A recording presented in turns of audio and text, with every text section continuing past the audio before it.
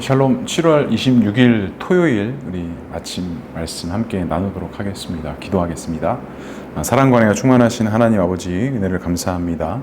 오늘 우리에게 귀하고 복된 날 주시고 주님의 말씀을 함께 나누는 귀한 은혜 주시니 감사합니다. 오늘도 이 말씀 붙잡고 살아가는 하루 되게 하시고, 오늘도 주의 주시는 은혜와 충만함 속에서 믿음으로 나아가는 우리 모두가 될 수 있도록 주님 역사하여 주시옵소서. 하나님께서 함께 하실 것을 믿사오며 이 모든 말씀 예수님의 이름으로 기도합니다. 아멘. 네, 오늘 함께 나눌 말씀은 에스겔 7장 1절에서부터 13절까지의 말씀입니다.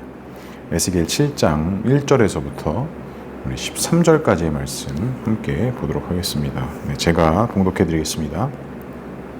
또 여호와의 말씀이 내게 임하여 이르시되, 너 인자야, 주 여호와께서 이스라엘 땅에 관하여 이같이 말씀하셨느니라. 끝났도다. 이 땅 사방의 일이 끝났도다. 이제는 내 끝이 이르렀나니 내가 내 진노를 내게 나타내어 내 행위를 심판하고 내 모든 가증한 일을 보응하리라. 내가 너를 불쌍히 여기지 아니하며 긍휼히 여기지도 아니하고 내 행위대로 너를 벌하여 내 가증한 일이 너희 중에 나타나게 하리니 내가 여호와인 줄을 너희가 알리라. 주 여호와께서 이같이 이르시되, 재앙이로다. 비상한 재앙이로다. 볼지어다. 그것이 왔도다. 끝이 왔도다. 끝이 왔도다. 끝이 너에게 왔도다. 볼지어다. 그것이 왔도다. 이 땅 주민아, 정한 재앙이 내게 임하도다. 때가 이르렀고 날이 가까웠으니 요란한 날이요 산에서 즐거이 부르는 날이 아니로다. 이제 내가 속히 분을 내어 쏟고 내 진노를 내게 이루어서 내 행위대로 너를 심판하여 내 모든 가증한 일을 내게 보응하되, 내가 너를 불쌍히 여기지 아니하며 긍휼히 여기지도 아니하고 내 행위대로 너를 벌하여 너의 가증한 일이 너희 중에 나타나게 하리니 나 여호와가 때리는 이임을 내가 알리라. 볼지어다. 그날이로다. 볼지어다. 임박하도다. 정한 재앙이 이르렀으니 몽둥이가 꽃이 피며 교만이 싹이 나도다. 포악이 일어나서 죄악의 몽둥이가 되었은즉 그들도 그 무리도 그 재물도 하나도 남지 아니하며 그 중에 아름다운 것도 없어지리로다. 때가 이르렀고 날이 가까웠으니 사는 자도 기뻐하지 말고 파는 자도 근심하지 말 것은 진노가 그 모든 무리에게 임하리로다. 파는 자가 살아있다 할지라도 다시 돌아가서 그 판 것을 얻지 못하리니 이는 묵시가 그 모든 무리에게 돌아오지 아니하고 사람이 그 죄악으로 말미암아 자기의 목숨을 유지할 수 없으리라 하였음이로다. 아멘. 네, 오늘은 에스겔 7장의 말씀을 가지고 함께 나누고자 합니다. 에스겔 말씀을 지금 이제 계속 나누다 보니까 이제 하나님의 어떤 진노하심, 어떤 그런 심판하심의 그런 반복적인 기사와 내용들이 계속 등장을 하죠. 어찌 보면 지금 이스라엘 백성들이 처해 있는 이 포로기 속에 헤어나올 수 없고 해결되어지지 않는 이런 수많은 일들이 하나님의 심판과 하나님의 그 역사하심 가운데 이스라엘 가운데 징벌로서 지어진다라는 것입니다. 특별히 오늘 말씀은 이제 땅에 대한 관한 말씀들을 하세요. 2절에 보니까 너 인자야, 주 여호와께서 이스라엘 땅에 관하여 이같이 말씀하셨느니라 라고 이렇게 이야기합니다. 지금까지는 이스라엘 백성에 대한 심판의 내용이었다면 오늘 본문은 이스라엘 백성들이 이 땅에 대한 이야기로 시작을 해요. 근데 사실 이 땅이라는 것이 어떤 것이냐면 하나님께서 언약의 약속으로 주신 그 약속이 이 땅에 대한 약속이었습니다. 그러니까 하나님께서 주신 약속이 이 땅에 대한 약속, 자손에 대한 약속들을 이스라엘 백성들에게 주셨는데, 지금까지는 이 사람들에 대한 심판과 하나님의 진노하심을 다뤘다면 하나님은 또 하나의 언약의 증표였던 그 땅에 대한 약속에 대한 내용들을 가지고 이제 징벌하고 심판하는 내용들을 담고 계시다라는 것입니다.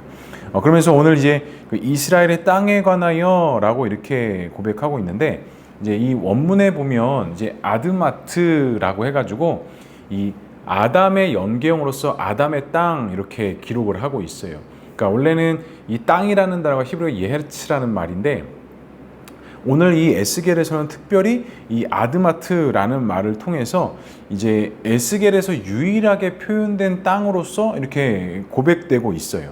그러니까 그만큼 하나님께서 언약의 약속으로 주셨던 이 땅에 대한 심판과 이 땅에 대한 징벌이 지금 이 안에 있고 너희들 안에 주어졌다라는 것을 지금 하나님께서는 말씀하고 계십니다. 그러면 첫 번째로 하나님의 심판은 무엇이라고 말씀하십니까? 3절에 이렇게 말씀합니다. 이제는 내게 끝이 이르렀나니 내가 내 진노를 내게 나타내어 내 행위를 심판하고 내 모든 가증한 일을 보응하리라. 이 땅의 모든 일이 다 끝났다라고 말씀하십니다. 하나님께서는 끝났다라고 말씀하지 않으셨고 지금까지 계속적으로 이런 언약의 약속에 대해서 진행형 또 함께하는 것, 하나님의 약속이 신실하게 있을 것에 대해서 말씀을 하셨는데 오늘 말씀에 보니까 이 땅의 모든 일이 다 끝났다라고 그렇게 말씀하세요. 그러니까 그만큼 어떤 하나님의 진노와 하나님의 심판하심 또 그런 하나님의 어떤 분노하심 또 하나님의 어떤 그런 재앙 심판 것들이 이제는 더 이상 어떤 빛과 소망도 없는 그런 어떤 안타까운 상황 속에 있다라는 것이죠. 그리고 너의 행위를 따라 심판할 것이고 모든 가증한 일에 대해서 보증할 것이다, 보응할 것이다 라고 이렇게 이야기해요. 여기서 가증한 일이다라는 것은 더럽히며 제거를 요구하시는 하나님께 혐오스러운 범죄를 가증한 일이다라고 이렇게 해석할 수 있습니다.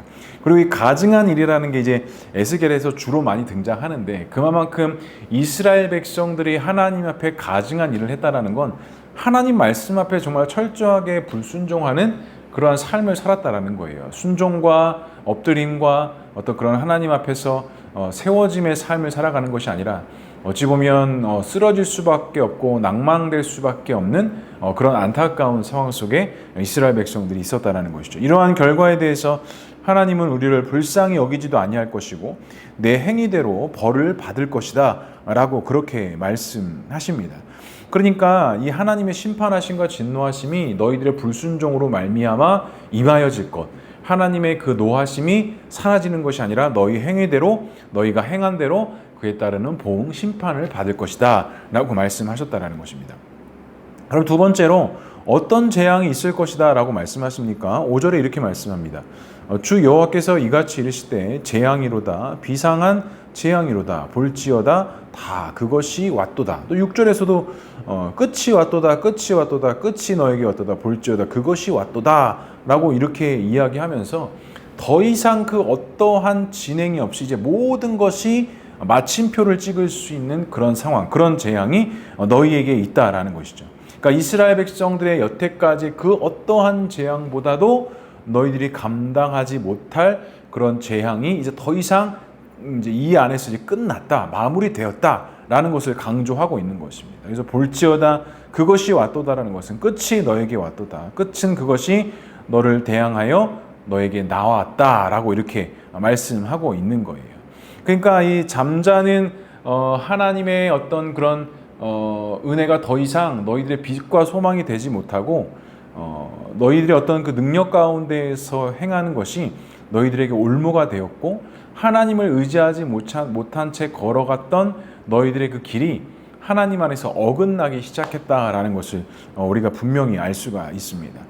그러니까 하나님께서 그만큼 이스라엘 백성들을 선민으로 세우셨고 그들을 자녀 삼기로 결단하셨지만 그들 안에 있던 수많은 오류와 그런 범죄되는 것을 가지고 하나님께서는 그들과의 그 언약 관계를 모멸시키시고 꺾으시고 그다음 그들을 심판하시기로 작정하셨다라는 것입니다. 마지막으로 심판의 대상에 그 어떤 차이가 있을까요? 심판의 차이가 없습니다. 12절에 보면 이렇게 말씀합니다. 때가 이르렀고 날이 가까웠으니 사는 자도 기뻐하지 말고 파는 자도 근심하지 말 것은 진노가 그 모든 무리에게 임하리로다 라고 말씀하십니다. 그러니까 그 하나님의 진노하심과 하나님의 그 심판하심은 하나님의 그 놀라우신 은혜가 모든 이들에게 있었던 것처럼 심판 역시도 모든 이들에게 동일하게 나타난다라는 것이죠. 그러니까 지금 에스겔 7장의 말씀을 통해서 이스라엘의 끝이 다가오고 있다라는 것을 우리가 알 수 있습니다. 이미 포로로 끌려갔지요. 그 어떠한 희망과 소망도 품을 수 없는 가운데 너희들은 더 이상 그 어떠한 언약도 어떠한 약속도 품을 수 없는 소망 가운데 너희들은 끝이 났다라고 그렇게 우리가 볼 수 있을 것 같아요. 그러니까 사랑하는 성도 여러분, 우리 안에 그 주님의 은혜가 있지 않습니까? 우리 역시도 그 은혜를 그 어떠한 것으로도 끊을 수도 없고 나눌 수도 없지만 우리 역시도 끊임없이 하나님 앞에 범죄하며 돌아오지 않는 삶을 살아간다면 우리 역시도 그 안에서 하나님 안의 진노하심, 심판하심을 외면할 수 없다라는 것입니다.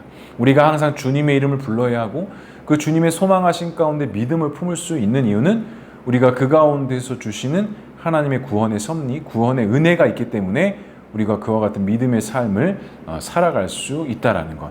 간절히 바랍니다. 오늘 하루가 우리에게 심판으로 주어지는 하루가 아니라 그 하나님의 선하심과 인도하심으로 말미암아 하나님의 기쁨이 있고 소망이 있고 그 하나님의 역사하심의 은혜로 말미암아 믿음의 길을 걸어갈 수 있는 저와 우리 모두가 될 수 있기를 주님의 이름으로 간절히 축복합니다.